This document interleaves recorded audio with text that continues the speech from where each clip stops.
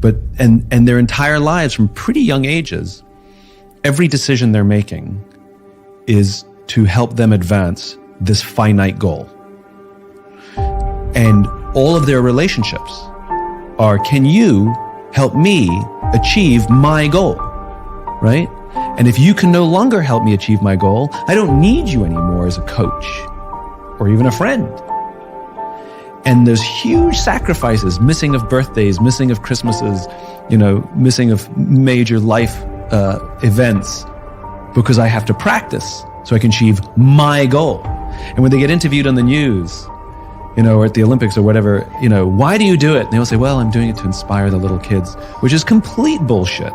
If you look at all of their vision boards from when they were younger, of pictures of podiums and medals and money and Lamborghinis, not a single little child on there of the people you're doing it for. It's just a lucky strike extra. I mean, absolutely, you do inspire children, but that's not the reason you did it. You just got that, like I said, it's it's a twofer.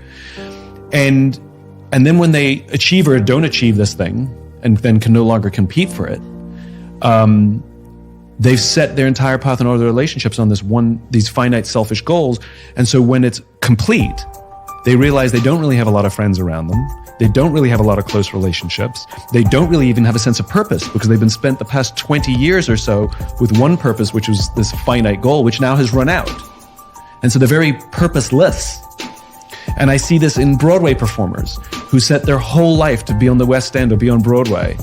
Every class, every tap dancing class, every singing class, they make it, they get there, and then depression, or at least malaise.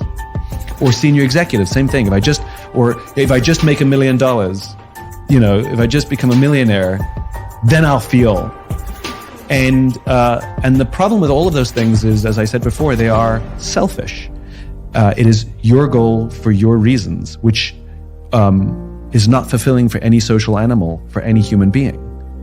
Our sense of joy and fulfillment and love and purpose comes from our ability to serve another human being. Have a child, tell me how your life changes. Fall in love, tell me how your life changes.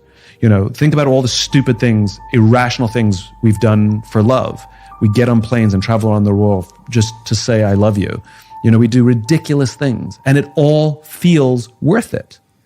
And the sacrifices we make for a child all feel worth it, but these are no longer for us, and these things will live on beyond our own lives.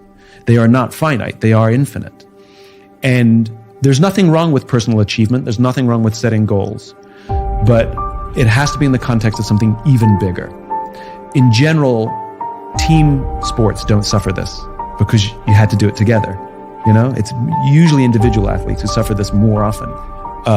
And so there's one of the athletes I would point to is a guy by the name of Curtis Martin. Curtis is a Hall of Fame NFL footballer. And he only started playing football basically to stay out of trouble.